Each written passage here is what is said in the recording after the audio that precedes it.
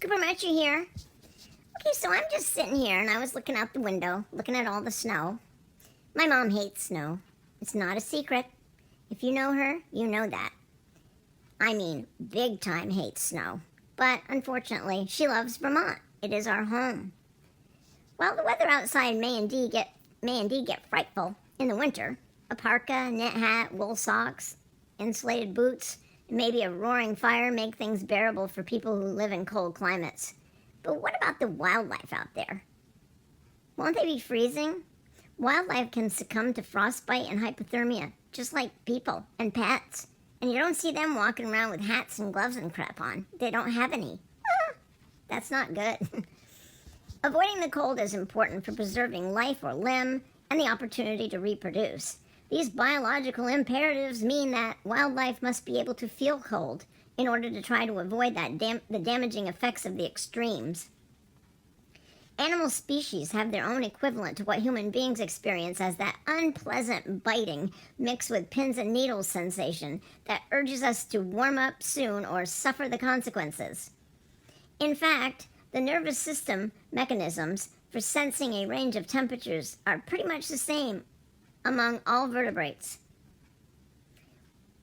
One winter challenge for warm-blooded animals is to maintain their internal body temperature in cold conditions, so all animals know when it's cold, just at varying temperatures. Wildlife species at northern latitudes tend to be larger bodied with smaller appendages than their close relatives closer to the tropics. Many animals have evolved behaviors to help them beat the cold. Herding, denning, burrowing, and roosting in cavities are all good defenses. And some animals experience psychological changes as winter approaches.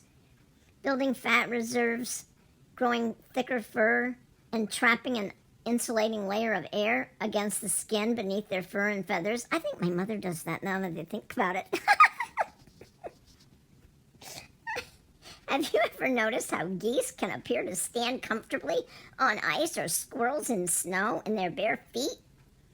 The secret is the close proximity of the arteries and veins in their extremities that creates a gradient of warming and cooling. As blood from the heart travels to the toes, the warmth from the artery transfers to the vein, carrying cold blood from the toes back to the heart. This allows the core of the body to remain warm while limiting heat loss when the extremities are cold, but not so cold that tissue damage occurs. This efficient system is used by many aquatic birds and mammals. As a species, human beings have the ability to acclimate to some extent, but some of them much more than others. But they're not particularly cold adapted. We will never know if animals dread winter. It's difficult to gauge their subjective experience. But wildlife do have a variety of strategies that improve their ability to withstand the cold, making sure they live to see another spring. Stay warm, my human friends, and to my feline friends, just don't go outside. I'm going to go now and check and make sure Susie Squirrel is okay.